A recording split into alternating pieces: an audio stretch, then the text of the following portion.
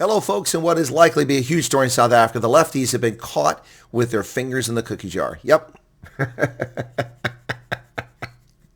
Making my nose itch.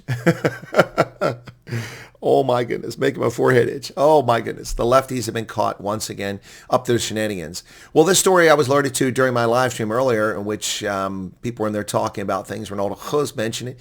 And the story was reported in Verraaier, the Afrikaans language publication, which hides behind a paywall. This is a story, and I don't usually read stories, but there's just so much good stuff in this, and I'll give all the credit to Verraaier. They wrote this story. But this is the letter that 44 prominent Afrikaners wrote opposing the refugee program, spewing their racial hatred and their self-loathing about being an Afrikaner. Senior government officials help behind the scenes with not in our name statement. What? A senior civil servant played a key role behind the scenes in coordinating the much-discussed statement in which a group of Afrikaners says, not in our name. Verraaier publication has learned that Karen Burger, a director in the Department of International Relations, DIRCO, approached several prominent Afrikaners to sign the statement. She was stationed at South African Embassy in D.C. until December last year. Now, she'll deny it, as will many other prominent people, but they have the WhatsApps. They have the receipts. In a WhatsApp message, a copy of which is in Verraaier's possession, Burger states that she has written a draft article with the aim of having it published as a joint statement. She writes, "My name is Karen Burger. I currently work in the office of Zane Dangor, the Director General of DIRCO. Previously, I was stationed at the South African Embassy in Washington until December 2024. I am approaching you not in an official capacity, but rather personally. Following a recent article in the New York Times, I feel strongly that Afrikaner voices, beyond those of solidarity and Afri-reform, should also have a place in the public debate about our country's future. I have written a draft response to the article and sent it to a few people for feedback. It has been suggested that the response not be submitted under one name, but that we rather try to assemble a group of prominent Verraaiers who can support and co-sign it." Oh, sorry, that was my editorial. Verraaier. Prominent Afrikaners. Now, that statement was published last week, and Vincent Mangwenya, the spokesman, publicized it and praised the group of Afrikaners. Now, Burger initially denied yesterday that she was closely involved in the process. She said the statement was simply sent to her and her wife, the writer Mercia Skuman, and that they signed an online petition in support of it. Now, after Verraaier followed up with her and brought the WhatsApp message to her attention, she changed her tune. She admitted that she had helped rally support for the statement. However, she says she was just one of many who did so, and that the idea actually originated with Professor Piet Kruitkamp of Northwest University. "I helped spread it. I spread it because I felt strongly about it, just as I was very actively involved in getting the equality clause in the Constitution as a gay person who suffered under apartheid." Oh my goodness, these people bring shame to homosexuality. I feel for the homosexuals who cannot stomach this nonsense. What does apartheid and homosexuality have to do with this letter? Not a damn thing. Not a damn thing. Well, good for you. You stood up when you had to be counted. But she wouldn't explain why she indicated WhatsApp that she drafted the response. Now, sources have told Verraaier publication that it was explicitly stated Karen is handling it when they inquired about the statement. In other words, she was writing it. Burger herself did not sign the statement, but her wife did. Now, she claims she acted in a private capacity, but that's not the point. That's not the point. Government actors are behind this. Now, a furious Piet Kruitkamp accused Verraaier of trying to favor solidarity and Afri-reform by creating a narrative that the project was initiated by the ANC. Caught red-handed! Caught red-handed! "It was my initiative, and I've said so from the beginning. I'm not immediately involved in the larger group now, but there are a bunch of people working on the thing, but it was my initiative."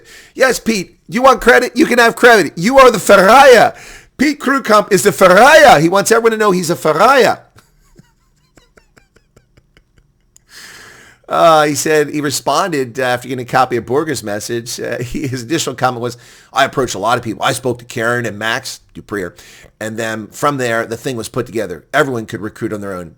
Barnes Lagrange has his own network, just like Max Duprier has his own network. I have no idea how they ask whom, but I took the initiative. I told them that's what I want to do. On the contrary, I didn't even speak to Barnes to them. I heard later they were involved because she apparently contacted them."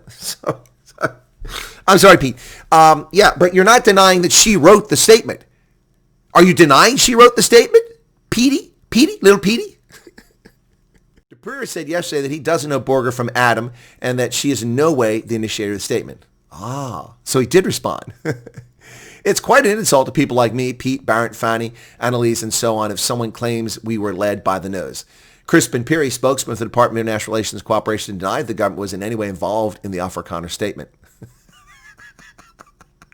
Behind the scenes, it's all breaking out. Academic Louise von Rijn had her name removed from the list, although she insists she still supports it. She said if anyone wondered why her name no longer appeared at the bottom of the statement, they should contact her directly, and added a winking emoji. When Rapport approached her, she said she didn't want to talk about it. She later did send messages saying she supports the statement, explaining her decision to remove her name. I know from personal experience that certain interest groups will try to misuse my name and letter at the expense of the organization institutions I'm involved with. Then why did you do it? Well, I was in the Army. I didn't say stupid like that. You can't say stupid when you're involved with an organization like that. That's why I'm independent. I can say all the stuff I want to. The journalist and writer Peter Dutoy, his name was erroneously listed on the original statement. Dutoy told Rapport that he had his name removed the moment he became aware of the error. As a working journalist, I must remain impartial and cannot get involved in petitions. He says he wasn't even aware of the statement until it was published on News Network 24. Doesn't Peter Dutoy work for News 24? Anyway, yeah, so he wasn't involved. Yes. Anyway, Crew Comp went on. He went on to say a whole bunch of things, including the following. Then people are on it, WhatsApp groups. Then people are off it. I don't ask anyone why they're waving goodbye. I just don't ask anyone why they're on it. They actually only have one thing in common, and that is they think the Trump administration's whites-only import list that they're using to somehow involve Afrikaners in their internal race politics is something Afrikaners shouldn't have to endure. Pete Crewcomb. Well, Pete Crewcomb, there is no whites-only policy. Indians and coloreds are also included. How stupid are these Afrikaners? I realize English is a second language for them. Racial minorities. Unjust racial discrimination. Racial minorities, not whites. Stop licking. Oops, did I say that out loud? Did I say that out loud? Maybe we should censor that comment. YouTube will certainly hide this video so nobody finds it. Yes. Well, stop licking your own navel. How's that sound? That's probably cleaner. It's not for whites only, you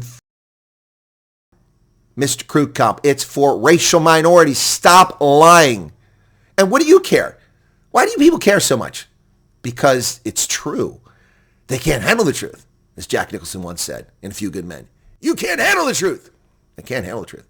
So they lie about it. And they lie about the origin of the letter. This prominent gay activist wrote this letter and denies she wrote it, but they have the receipts.